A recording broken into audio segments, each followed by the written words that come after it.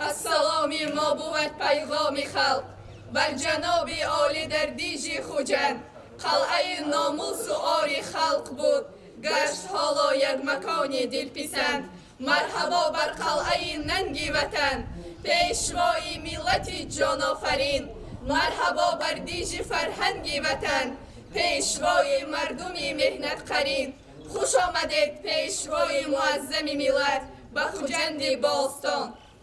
11 апрел асосгузори сулҳу ваҳдати миллӣ пешвои миллат президенти ҷумҳурии Тоҷикистон муҳтарам Эмомалӣ Раҳмон дар рӯзи сеюми сафари корӣ дар шаҳру ноҳияҳои вилояти Суғд дар шаҳри Хуҷанд ба маҷмаъаи таърихиву фарҳангии қалъаи Хуҷанд ташриф оварда ин иншооти муҳташами таърихиро ки ҳамчун рамзи мардонагиву диловарӣ ва хештаншиносиву ватандӯстии тоҷикон ном бароварда дар ҳифзи озодӣ ва ҳаёти осоиштаи мардуми ин қаламрав ҳамчун истеҳкоми боэътимод нақши муассир бозидааст, баъди эҳё ва барқарорсозӣ мавриди баҳрабардорӣ қарор доданд.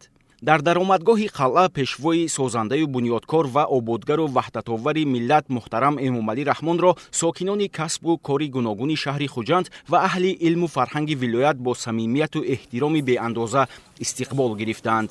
тадбирҳои марбут ба эҳё ва барқарорсозии қалъаи Хуҷанд дар ҷои таърихии ин мероси гаронбаҳои бостонии халқи тоҷик бо ибтикору ҳидояти бевоситаи президенти ҷумҳурии Тоҷикистон муҳтарам Эмомалӣ Раҳмон дар давоми 6 сол бо сатҳу сифати баланд амалӣ гардид. маврид ба таъкид аст ки пеш аз оғози корҳои лоиҳакашӣ дар самти эҳё ва барқарорсозии қалъаи Хуҷанд бо ҷалби мутахассисони Вазорати фарҳанг, Кумитаи меъморӣ ва сохтмон, бостоншиносону таърихнигорон ва этнографҳо дар ҷои иншоот корҳои археологӣ, муҳандисӣ, топографӣ, геологӣ ва ҳафриёту таҳқиқоти илмию амалӣ гузаронида шуда хулосаҳои амиқ ва дақиқ пешниҳод гардиданд. бо ҳамин тартиб дар асоси пешниҳоди олимону мутахассисон корҳои эҳё ва барқарорсозии қалъа сурат гирифта нишонаҳои таърихии ин ёдгории қадимӣ пурра ҳифз карда шуд.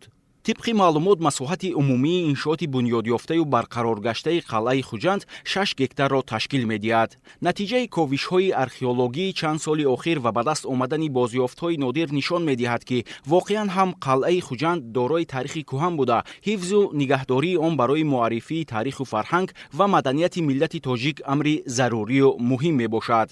قلعه خوجند به حیث استحکامی با اعتماد که تاریخ 3000 ساله دارد، با مبلغ گذاری مقامات اجرایی حاکمیت دولتی ولایت سوخت احیا و برقرار کرده شد. در اساس لایحه دیوارهای اطراف قلعه، ارک و دروازه‌های آن برقرار گردیده، بنیاد بینای معماری، رسته‌های هنرمندان، آشخانه ملی، نمونه خانه و حولی‌های قدیمی شهر خوجند، مهمانخانه و آثارخانه، چایخانه، رسته‌های بالا پوشیده برای آماده نمودن طعام‌های ملی مردم تاجیک، حمام و نقطه‌های خدمت‌رسانی و دیگر انشاءات یاری‌رسان ساخته شده است. از جمله در قسمت جنوبی قلعه خوجند مطابق به طلبات زمان امروز 8 دکان بر هوای هنرمندی تشکیل گردیده، در آنها محصول کار هنرمندان به مانند نوع و نمودهای زیادی محصولات قنادی، نقاشی، کلالگری، کندلنگاری، مصوره‌ها، کارت‌های گوناگون، قالین‌های دستی، لباس‌های ملی مردانه و زنانه، اطلس و اطلس، مصنوعات زرگری،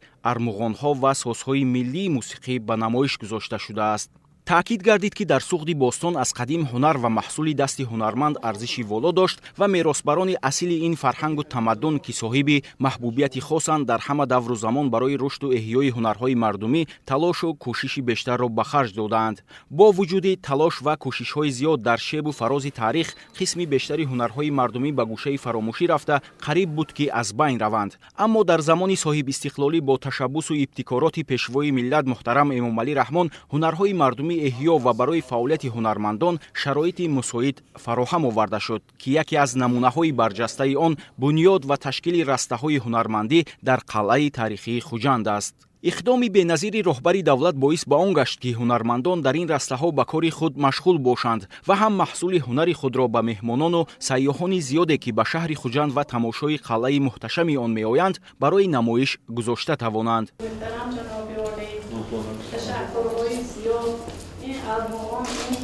شهرکی هنرمندان در بسیار دولت‌ها نیز اشتراک کردند، در امارات متحده عرب، در مسکو، در ایتالیا، لیکن جناب عالی وقتی که هواپیما به فرودگاه تاجیکستان می‌فراید شکر میکنم که به وطن عزیزم موندم و یک شعر پدرم با نام وطن میخواهم قرائت کنم. در 8 مصرع شعر چخیل پدرم توانستند مهر و محبتشان را نسبت دولت عزیزشان راست کنند.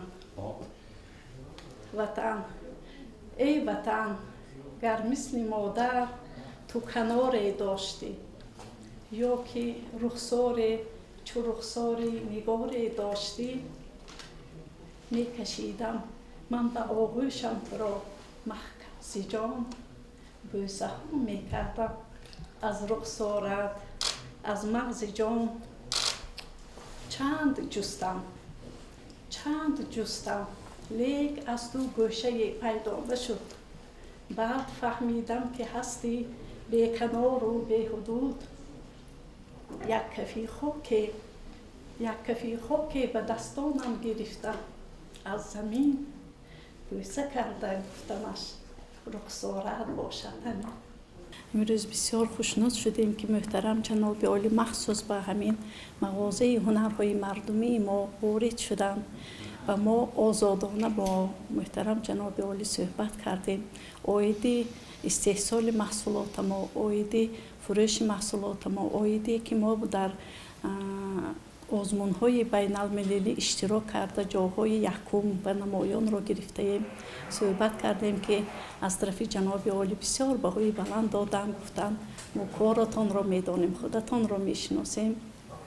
بعد پیشنهادها کردن، مصلحت‌های مفید دادن که آینده برای مردها هم جیلک‌های تاجیکانه دوخته آماده کنیم، طاقی‌های مردانه را نیز باز بسیارتر دوخته باشیم، از نو احیا کرده باشیم و بسیار مصلحت‌ها شام به ما پسند آمد و ما خوشنود هستیم که چنین یک ارمغان بهترین را برای ما هنرمندان، یعنی شهرک هنرمندان را برای ما پیشکش کردن. و در حقیقت هم وقتی که سیاح یا فرمایشگر می آیند در اینجا هم لبو هم متای اطلس می خرد، هم دوزانده می تواند، هم کار دستی از همینجا همه سفارشی که آنها به ما فرمایش می دهند در یک جا همش تیار می شود. мавриди зикр аст ки имрӯзҳо дар шаҳру ноҳияҳои вилояти суғд аз рӯи бештар аз 200 касбу ҳунарҳои мардумӣ маҳсулоти кори ҳунармандӣ истеҳсол карда мешавад ва дар минтақаҳо марказҳои ҳунаромӯзӣ ташкил гардида пешниҳоди имтиёзу сабукиҳо имконияти фарохро барои рушди соҳа ба вуҷуд овард. آن محصولاتی که ما استحصال میکنیم همش پورا دستی دخت میباشند، یعنی که اینها جلد بالشت ها، سوزنی ها، جزدان ها و دیگر همه محصولاتی که پورا دستی دخت میباشند. برای استحصال محصولات خود ما اساساً اشیاء خام را از متاع وطنی از شرکت جوانی دسترس میکنیم و رشته ها را هم از داخل کشور هم بیرون از آن برای استحصال محصولات خود استفاده میبریم. اطلاع داده شد که در شهر و ناحیه‌های ولایت سوغد امروزها بیشتر از 15,000 هنرمند فعالیت نظررس دارند. استحصال محصولات و مصنوعاتی که از جانب هنرمندان آماده می شود در مجموع یکی از بخش‌های رشد ساحه سیاحی به حساب رفته به وضع اقتصادی هنرمندان و نیکواحوالی اهالی تأثیر عمیق می‌گذارد. در این موضع تأسیس آشخانه ملی برای حفظ و احیا و معرفی طعام‌های ملی مهم و سریوقتی ارزیابی می شود. با نظرداشت تشریف شماره زیادی مهمانان و سیاحان در اینجا همزمان هاستل که دارای 5 حجره مطابق با استانداردهای بین المللی بوده در یک وقت برای بودوباش 30 نفر پیش بینی شده است مورد بهره برداری قرار داده شد.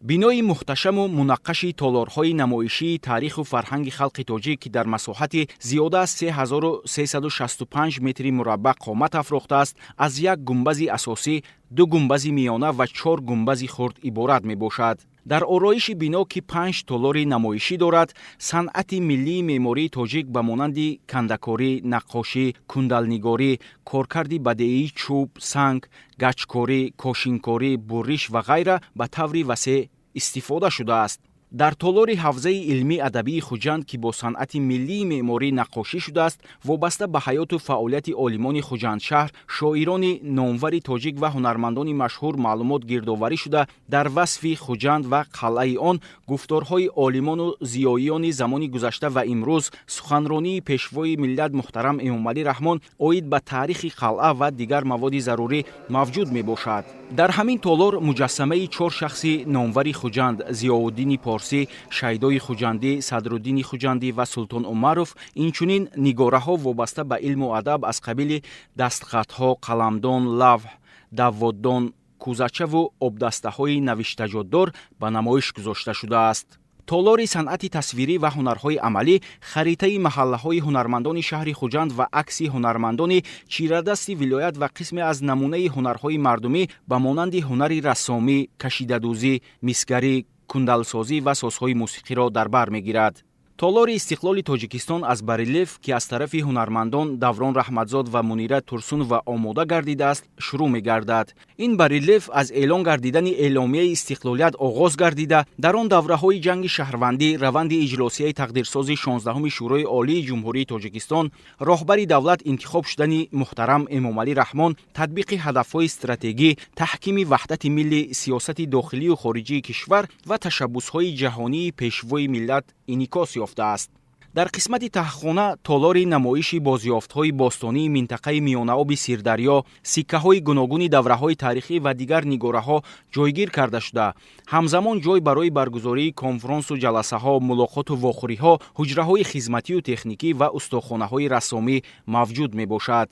бо назардошти арзиши гарони таърихӣ доштани нигораҳои гирдовардашуда, сарвари давлат муҳтарам Эмомалӣ Раҳмон масъулонро вазифадор намуданд, ки ба хотири ошно намудани шаҳрвандони кишвар, насли наврасу ҷавон ва сайёҳони дохиливу хориҷӣ бо таъриху тамаддуни бой, фаъолияти маҷмаъаро бештар тарғиб намуда, мутахассисони беҳтаринро барои муаррифии гӯшаҳои он ҷалб намоянд.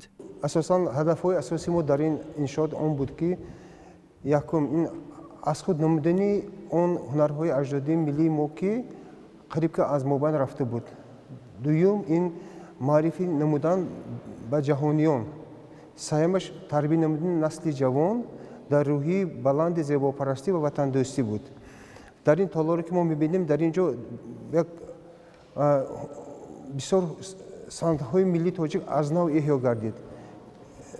масалан санъати кулолгарӣ, кошункорӣ, ки тамоман аз мобайн рафта буд, бо ҳидояи пешвои миллат албатта дар ин ҷо эҳё гардид. дар намуди зоҳирӣ бино дида метавонем бо як усуле, ки усули ба худ хос, нотакрор дар ин ҷо нишон дада шудааст, ки бо баробари кошункорӣ мо дар ин ҷо чиро мебинем?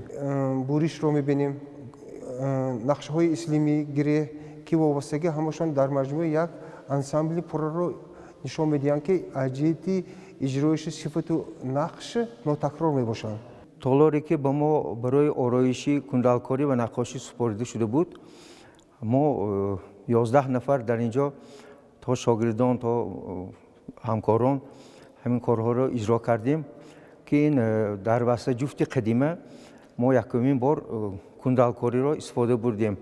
дар қатори нақш, дар омезиши додем мо кундалкориро. боз дар ин ҷо дар поёнаш гаҷкориҳо корфарамда шудааст, токчаҳои қадима, он чизе ки бо наққошии мо якҷоя ҳам як толори илми адабиро як ҳусни аҷоиб дода истодааст.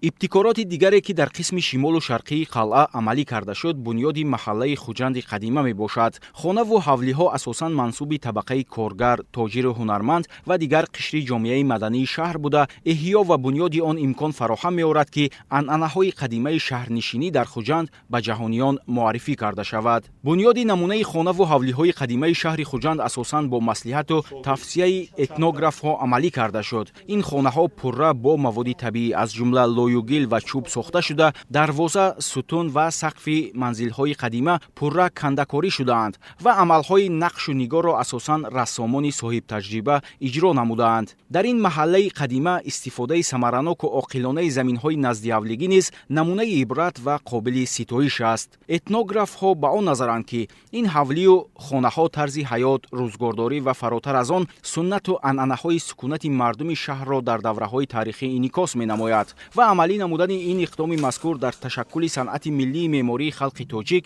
ки ҷаҳониён эътироф карданд нақши бориз дорад. аз ин пас дар ин 8 ҳавлии қадима ки масоҳати ҳар кадоми он 601 заминро дар бар мегирад, ҳунармандон ба хаттотӣ, кундалнигорӣ, рассомӣ, наққошӣ, қолинбофӣ, сабадбофӣ, адрасбофӣ, сӯзанидӯзӣ, дуредгарӣ, дӯзандагӣ, сангтарошӣ, оҳангарӣ ва кулолгарӣ машғул мешаванд. من خیلی سرفراز هستم که امروز مجموعه قلعه خوجند به استفاده داده شد. همه این از تلاش ها جهد و کوشش های سرور دولت پیشوای معظم ملت این امام علی رحمان می باشد که ما همین قلعه رفته رسیدیم. اون کس نه تنها احیاگری سنت های اجدادی بلکه هنرمندی هم می باشند. بنابر همین هم در مجموعه قلعه خوجند محله هنرمندی تشکیل شد که این یک روح بلندی و هم سرفرازی می باشد. در این محله با ادرس بافون یک قولی سپرده داده شد که این باعث افتخاری ما می باشد. از این روی ما کوشش میکنیم، سعی میکنیم که در این حوله سرجم باشیم و برای رشد هنر و هنرمندی سهم خود را گذاریم و با عالمیان معرفیگری لباس ملی خودمون باشیم، مدنیت ملی خودمون باشیم. در این محله یک چند هنرها سرجم شدند. این هنری کلالگری، هنری قالینبافی، سنگتراشی، کارتسازی و هم سوزنیدوزی و دوریدگری که این یک اقدام نیک است، چون که این هنرها رو در یک جا سرجم نمودن باعث آن میگردد که هنرمندان از یکدیگر آموزند، با هم مصلحت کنند، یک نمایش ها تشکیل کنند، در اینجا در نمایش های بین المللی اشتراک کنند. ما در اینجا مهمانان رو قبول کرده میتوانیم، در اینجا ما آزمون ها گذرانده میتوانیم. بغیر از این محصولاتی در اینجا استحصال شده در مغازه هایی که در همین مجموعه قلعه خوجند بنیاد شده است به استفاده داده شده است و در آنجا به فروش گذاشته میتونیم که این هم یک راهی آسان نمودن فعالیت هنرمندان است، چون که ما به دیگر جا دوتاز نمیکنیم تا اینکه محصولات خود رو به فروش گذاریم. همین از قلعه نبرآمده محصولات ما به فروش گذاشته میتوانیم. дар ин ҷо ҳамзамон ҳаммом, меҳмонхона ва чойхонаи миллӣ ҳамчун рукни маҳалладории таърихӣ сохта шудааст. дар чойхонаи миллӣ ки дар ҳудуди қалъаи Хуҷанд барои 60 нафар пешбинӣ гардидааст, иҷрои ҳунари волои кандакорӣ, гачкорӣ, кундалнигорӣ ва наққошии бемисл ба зебогии намои берун ва дохили бино шукӯҳи бештар бахшида, пешвои миллат муҳтарам Эмомалӣ Раҳмон ба кори ҳунармандон баҳои баланд доданд. ман дар ин ҷо ҳунари наққошӣ беш аз ҳама ки ҳунари қадимтарини халқи тоҷиқ мебошад онро нишон додам ва кундалкорӣ ки яке аз ҳунарҳое ки дар фақат хос ба тоҷикон мебошад ва дигар давлатҳо ягон ҷо кундалкорӣ яъне ана ҳамин услуби санъати тасвириро рӯи кор намеоранд ва бисёри корҳое ки ман дар ин ҷо миниатюра ва сақфи хона ҳам наққошӣ ҳам кундалкорӣ кардам ва дар миниатюра ҳам се жанри бузурги санъати тасвириро нишон додам ки ин ҳам наққошӣ, ҳам миниатюра ва ҳам кундалкорӣ мебошад. дар шафати чойхонаи миллӣ ҳамзамон растаи омода кардани нону самбусаҳои гуногун ва номгӯи зиёди таомҳои миллӣ бо фарогирии танур ва оташдонҳо сохта шудааст.